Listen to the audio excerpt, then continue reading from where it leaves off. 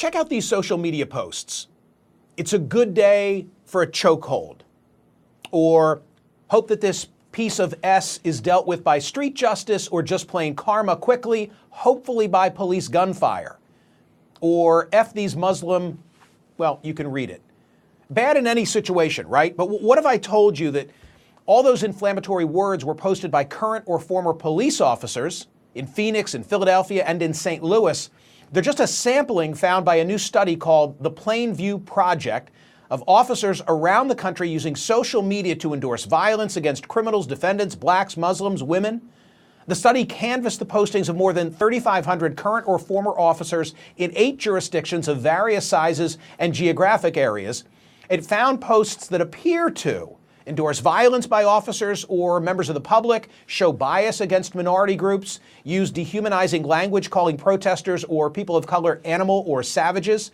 And the attitude went beyond mere words, a deeper dive into the records of officers here in Philly, where posts were flagged, found that almost 1/3 of those individuals had been subjects of civil rights and brutality complaints, many ending in settlements or verdicts for the plaintiffs. Here in Philadelphia, 10 police officers who, quote, appear to have engaged in explicit bias have been placed on desk duty as the department continues to investigate. Well, I'm wondering, what are the First Amendment rights of the affected police officers? Joining me now is David Hudson. He's a First Amendment scholar and law professor at Belmont University. Professor, those who did the investigation, their standard was to try and determine, does the post erode public trust in policing? And I noticed that the police commissioner here in Philly, in fact, we'll put it up on the screen. Here's what he said. He's wondering, when does a police officer's expression of his opinion erode the police department's ability to do its job and maintain the public's trust?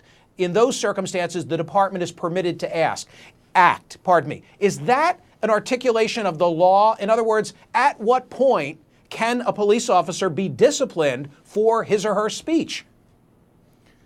Well, the standard developed by the United States Supreme Court is to balance a public employee's right to speak on matters of public concern against the public employer's right to an efficient, disruptive, free workplace. It's important to realize, well, what it means is that public employees do not lose all of their free speech rights simply because they accept public employment. And they do have the right to speak out on matters of political speech, and they do have the right to offer their opinion. Where it crosses the line is when the police department can show that it has a tangible negative impact on and disrupts close working relationships and harms community relationships with the police. Let me click through a couple of examples and have you react. Catherine, put up the first one. How many cops does it take to throw a pedophile down the stairs? None. He fell. Is that a joke? Is that something that we should worry about as a society? Is that protected speech? I think it depends on the context, right? One random post read in context, it may be simply rhetorical hyperbole, it may be a jest. I'd obviously look into it and I would be concerned about it, but I'm not going to go so far as to say that the officer doesn't have any free speech rights in that circumstance. How about this? It's a good day for a chokehold. Again, I would speak to the officer. I would want to determine whether that's just one isolated post, or does that officer have a history of excessive force complaints, or has that officer been accused of police brutality? I'm not going to go so far as to say that's not protected speech. Hope that this piece of S is dealt with street justice or just plain karma quickly, hopefully dead by police gunfire. Are they getting progressively worse as I'm showing them to you now? They're definitely getting progressively worse. That one where you're advocating police violence against a suspect, it would be very hard to justify that. And even under the Pickering balancing test, I would think the police department would have a good argument that that would not be constitutionally protected.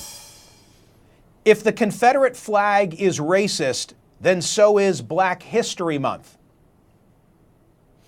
Well, at the very least, that officer should be sent to diversity training and sensitivity training. Again, I think a lot of this also depends upon whether the officer is posting on his private Facebook page, and is there any indication that the officer indicates that he or she is a police officer or not. that does make a difference in the calculus.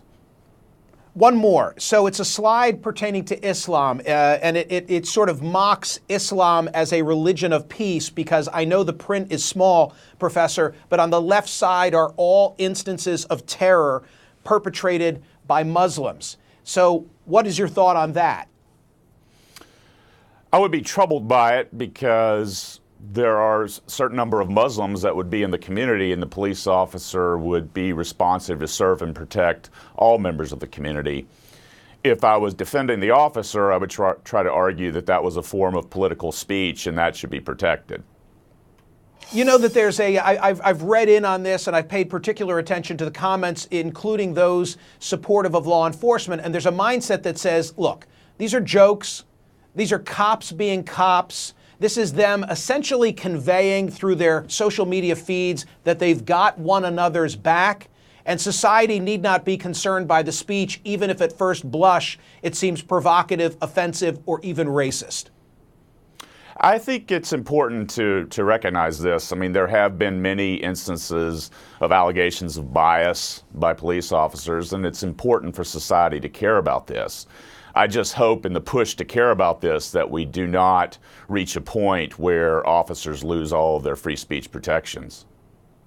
I think that's the right balancing act. Let me just say in closing, I interviewed the woman who was the catalyst for doing this work on my radio program, and something that she told me, I thought maybe, okay, so they pulled out a half dozen, they pulled out an unrepresentative sample, but she told me that in Philadelphia they looked at the Facebook pages of 1,000 cops and found 330 that had troublesome messages. That's a pretty high ratio. You get the final thought. Well, I think we need more training for police officers. They certainly need to recognize that whenever they post something on Facebook that the world is watching, and when you are in the public eye, and when you make statements that might be perceived as biased or discriminatory, that's a real problem, because your job is to serve and protect the entire community. Professor Hudson, I appreciate your time. Thanks so much for having me.